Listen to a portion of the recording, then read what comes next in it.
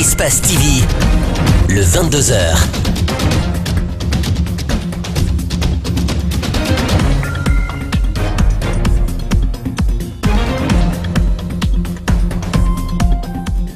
Merci à toutes et à tous de nous préférer sur Espace TV. Bienvenue dans le 22h.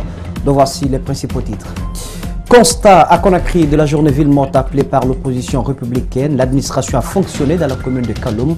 Contrairement à celle de Ratoma, une femme a été touchée par balle à l'épaule. La langue française, notre trait d'union pour agir, c'est le thème retenu ce 20 mars à l'occasion de la journée internationale de la francophonie. Nous en parlerons dans ce journal. Et puis de la dépigmentation de la peau. Il en sera également question dans cette édition d'information. Les teints couleur de café grillé propres à l'Afrique commencent à disparaître. À Kaloum, centre administratif de la capitale, la journée ville morte appelée par l'opposition républicaine a été peu suivie. Les départements ne refoulaient certes pas du monde, mais ils ont ouvert et les citoyens ont vaqué à leur activité quotidienne. Constat avec Mamadou Boy Diallo, Abdoulaye Kamara. Kaloum, centre administratif de la capitale, en ce mardi, journée ville morte à l'appel de l'opposition pour, dit-elle, dénoncer les fraudes électorales lors du scrutin du 4 février dernier. Sur l'autoroute Fidel Castro qui mène au centre-ville, la circulation n'est pas dense comme d'ordinaire. Plus loin, en plein centre-ville, l'administration publique tourne au ralenti, comme à l'image du port autonome de Conakry ou encore la douane. On est loin de l'ambiance habituelle pour qui connaît cette commune pendant les jours ouvrables. L'administration privée aussi, comme les banques et assurances, ne sont pas épargnées, car visiblement, ce n'est pas la grande affluence des clients. La circulation est fluide comme ici à l'avenue de la République, où il n'y a pratiquement pas de bouchons comme d'habitude. Toutefois, boutiques et magasins sont ouverts et les étalagistes démarchent pour attirer quelques clients. Contrairement à Kaloum, l'axe Hamdallah-Cimenterie a largement suivi le mot d'ordre de l'opposition.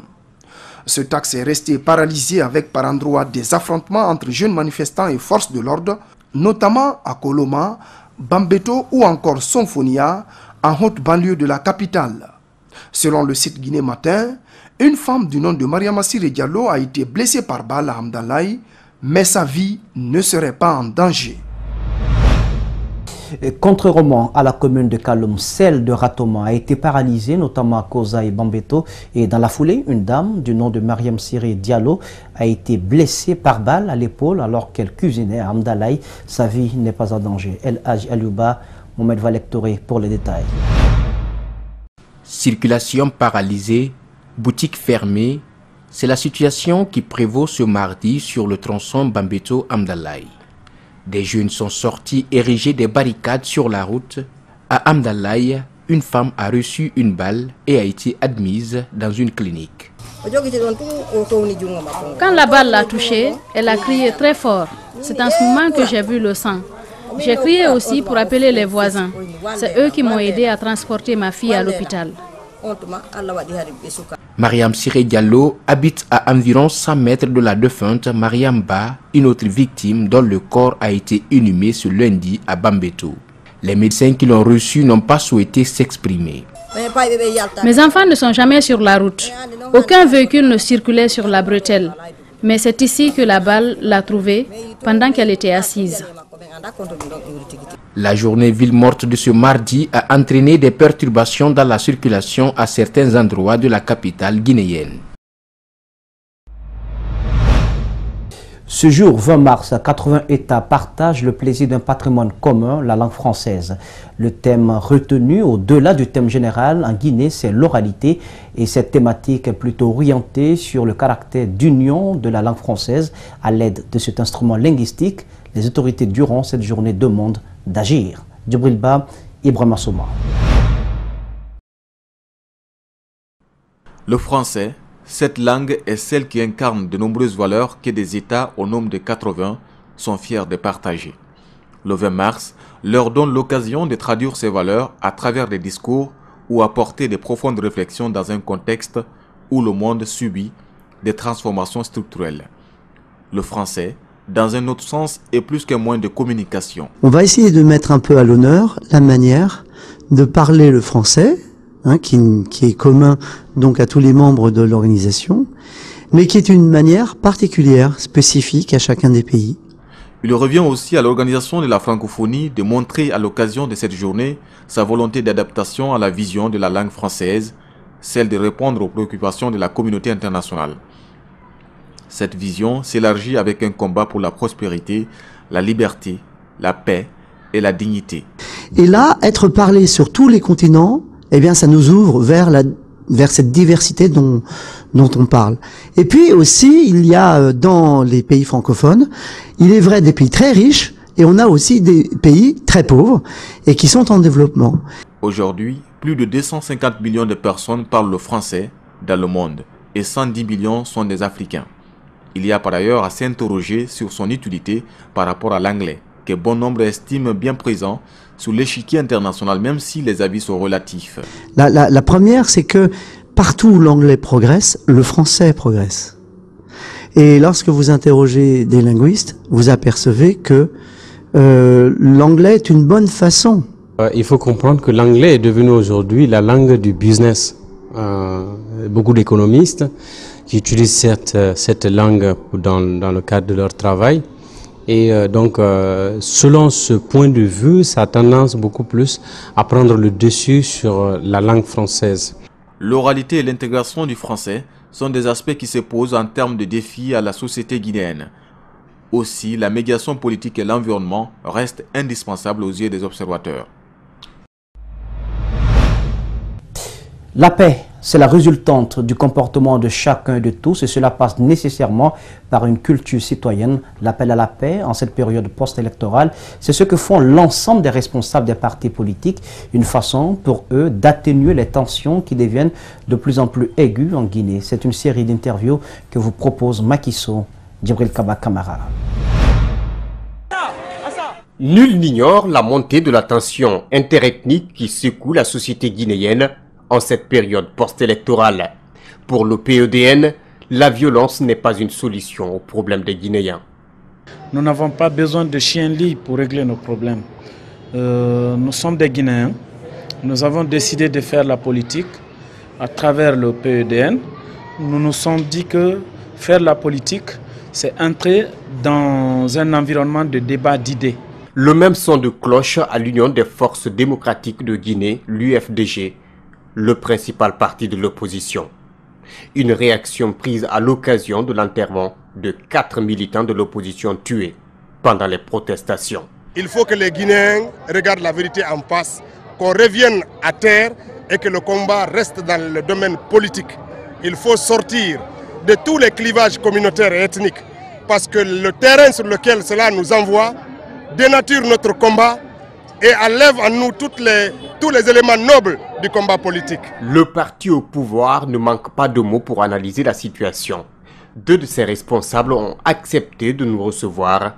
Le premier est le responsable de la communication du RPG. Nous continuons au RPG Arc-en-Ciel à lancer un appel pressant cette fois-ci à tout le peuple de Guinée. Surtout à nos frères et sœurs militants de l'opposition, à comprendre qu'il est difficile que le militantisme se fasse dans la violence. Nous avons rendez-vous avec le secrétaire administratif du Rassemblement du peuple de Guinée, le RPG. Ceux qui mettent sur les réseaux sociaux des positions va-t-en-guerre, que tout le monde cesse. Parce que nous devons arrêter les débats de dénigrement systématique. Tels sont entre autres les propos des politiques. À chacun de faire l'analyse de la situation dans laquelle se trouve la Guinée, notre dénominateur commun. Des étudiants de la faculté de médecine et pharmacie ont pris d'assaut ce mardi les locaux de l'université La Source. Ils ont barricadé la route, empêché le déroulement des cours. Ces étudiants reprochent à leur direction du 2 poids 2 mesures dans le traitement de leur cas. Ils leur rendent responsables de leur échec à l'université. La direction générale, quant à elle, refute ces accusations et parle plutôt de leur faible niveau.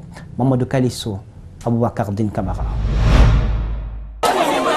Ce mardi matin, des étudiants de la faculté médecine et pharmacie de l'université La Source ont investi les locaux de l'établissement. Ils ont empêché le déroulement des cours. Ces étudiants accusent leurs responsables de favoritisme dans la distribution des notes. Moi, ce qui m'intrigue de plus, la 3e année, je valide toutes les matières. Ils repêchent en notre dos des gens qui n'ont pas validé 2 matières, alors qu'ils nous ont fait redoubler 2 années de suite à cause d'une seule matière. Pourquoi? Selon des sources concordantes, en faculté de médecine, l'État prend en charge les frais d'études des étudiants pour 6 ans.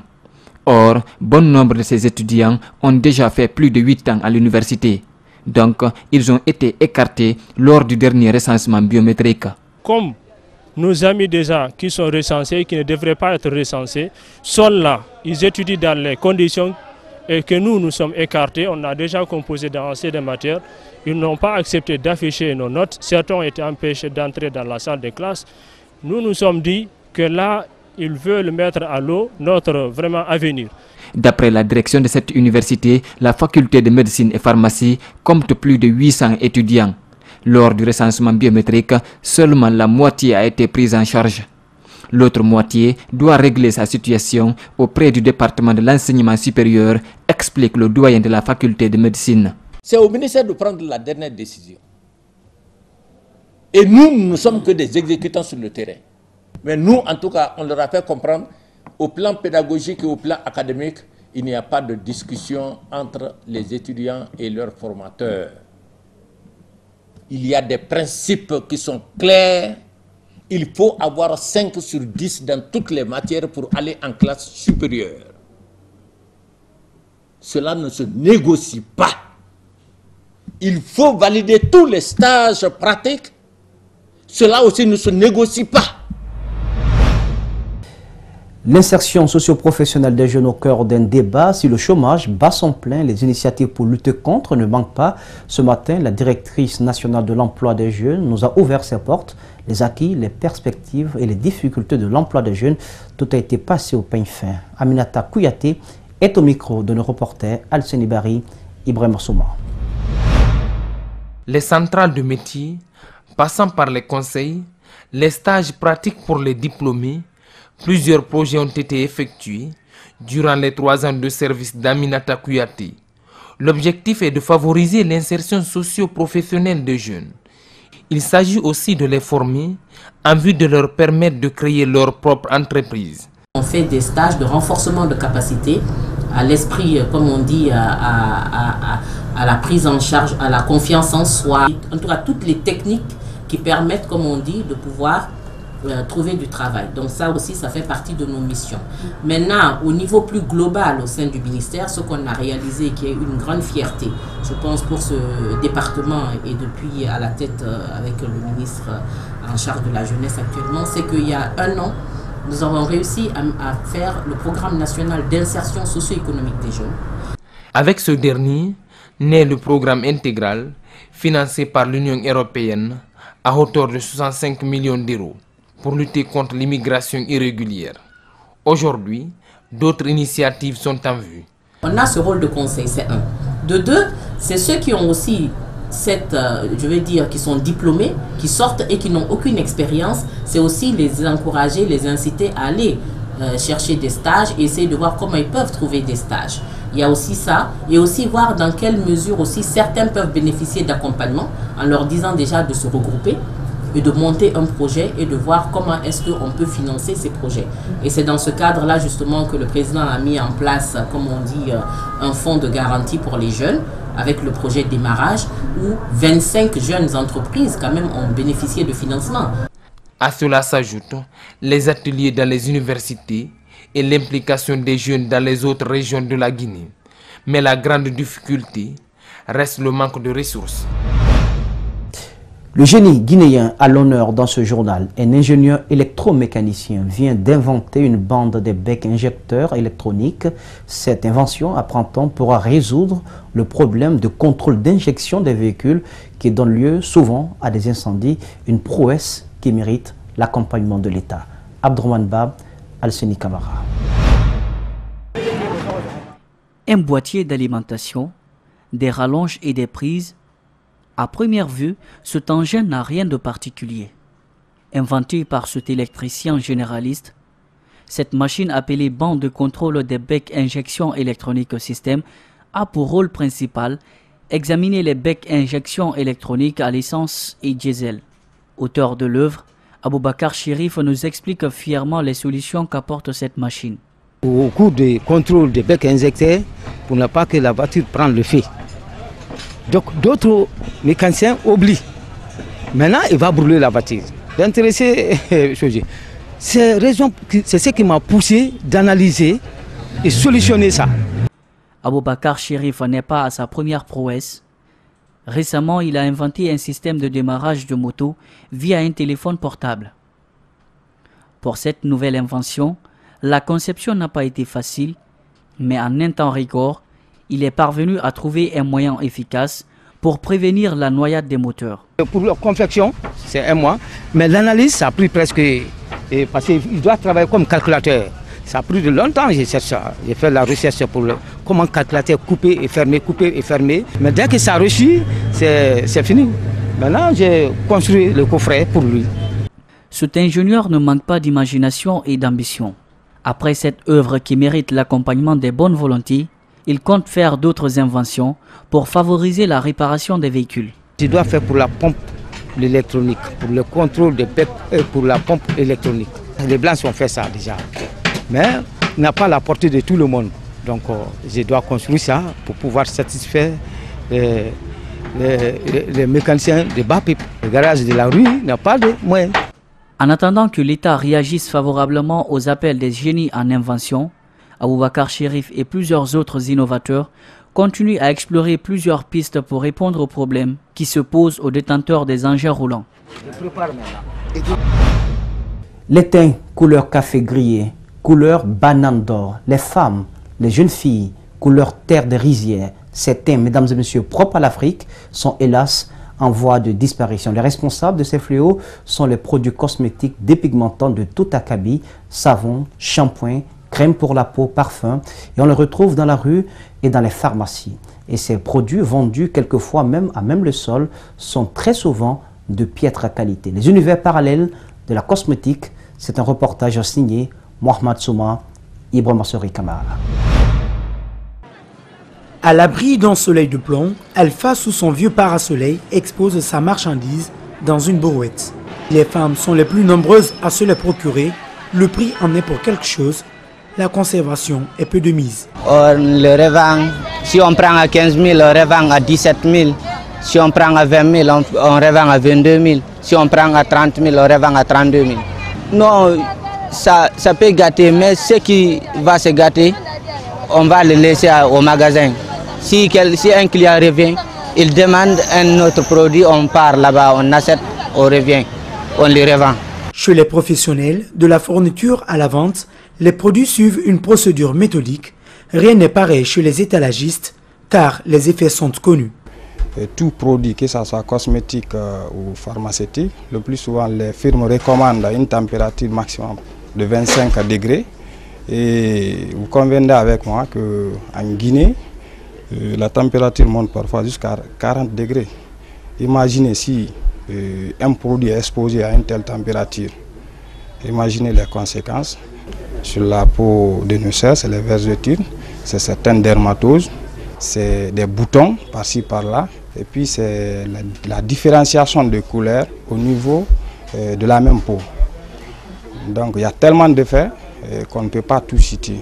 Si les utilisateurs préfèrent les produits bon marché, une mauvaise perception des prix en pharmacie est dissipée par le spécialiste. Les médicaments, il y a une marge bénéficiaire qui nous est imposée par l'État, mais les cosmétiques, tel n'est pas le cas. La marge est très minime dans les pharmacies. Donc au niveau des produits cosmétiques, le prix n'a rien à voir. Et la qualité, c'est aussi dans la pharmacie. Parce que ces produits sont contrôlés. La majeure partie des vendeurs de produits cosmétiques sont dans l'informel, une pratique pas convenable qui affecte la santé publique. Sur le continent à présent, plus d'un millier de pêcheurs se sont installés depuis décembre sur les îles du fleuve Ubangui pendant la saison sèche. Ils habitaient à 300 km en amont avant que les violences des Anti-Balaka, groupe autoproclamé d'autodéfense de la sous-préfecture de Satéma, dirigé par un chef nommé Joseph Korogo, ne les force à partir. Comme chaque jour, Mathias s'installe sur sa pirogue pour arpenter le fleuve Ubangui à la recherche de poissons. Mais depuis décembre, il ne pêche plus dans la zone qu'il connaissait. Il a dû fuir à Bagobolong 2, 300 km en aval du fleuve, pour éviter les harcèlements des Anti-Balaka, une milice de la sous-préfecture de Satéma, dirigée par un certain Joseph Korogo. Comme lui, ils sont près de 500 à s'être installés dans des huttes de fortune, sur les îlots qui font face au village. Ces petits-là. Ce qui m'a énervé, c'est que cet homme, Korogo, a détruit l'école et l'hôpital. Lui, le Korogo, s'il voit une pirogue en train de passer, il envoie ses hommes pour ramasser tout ce qu'il y a dans la pirogue. Lui, quand tu passes dans le village, il te prend de force pour te vacciner avec des lames de rasoir. Et si tu refuses, il te brime.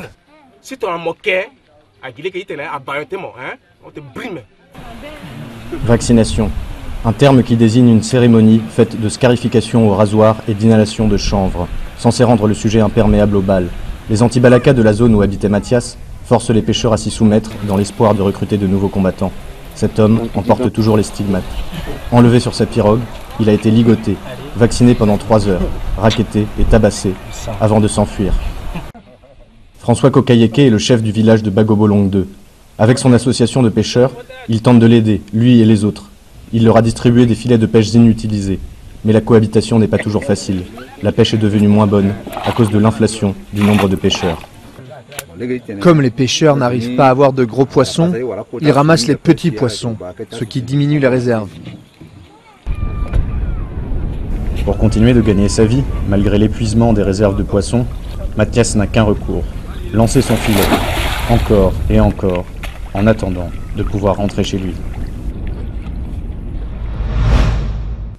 La mine, l'émigration ou la mort, dans le centre de la Tunisie, des centaines de jeunes chômeurs campent sur le site d'extraction de phosphate minéraire, assurant à la Tunisie des revenus cruciaux pour réclamer un emploi.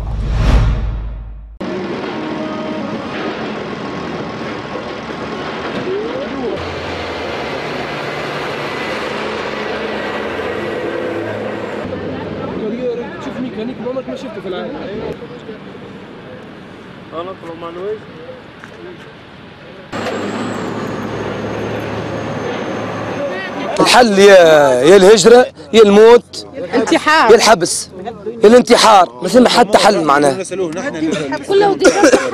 يا خلينا احنا وليدات نضاف ومدين يدينا للصلح احنا وليدات نضاف مدين يدينا للصلح احنا رانا ناس نضاف لنا بتاع تخريب لنا بتاع تكسير لنا بتاع قلة خير احنا ناس لمتنا الخبزة احنا ناس نطالبوا بالخبز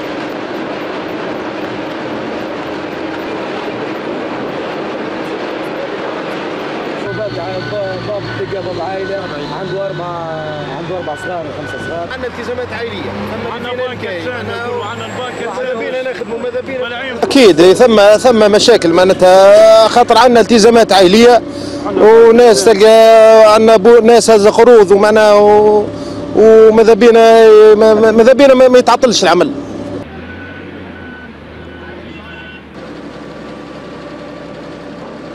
Si on va revoir ces blocages, ça va être difficile de remonter la pente parce que effectivement à chaque fois qu'on est arrêté c'est de l'argent qui est perdu, donc sur l'avenir de l'entreprise ça va influer certainement.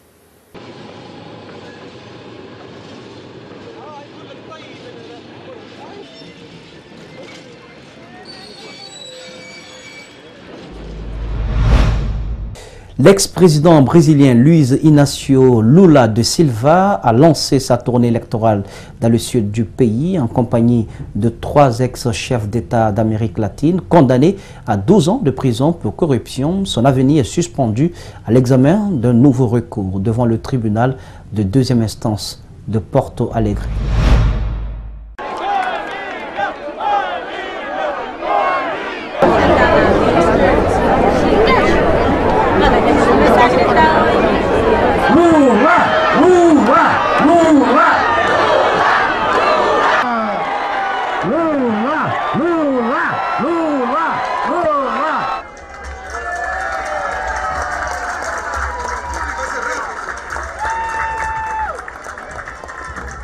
Eu queria, antes de terminar, o meu problema pessoal é pequeno diante do problema que aflige milhões de trabalhadores brasileiros que já perderam o emprego, que estão perdendo o direito de cursar a universidade.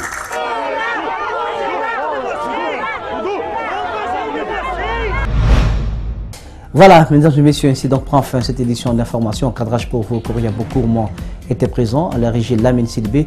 Le tour sous la supervision technique d'Ali Kaba et de Francis Collier. L'info, ne l'oubliez pas, c'est aussi sur espace-tv-guinée.info. Passez une excellente sur le programme sur Espace TV. Regardons mieux.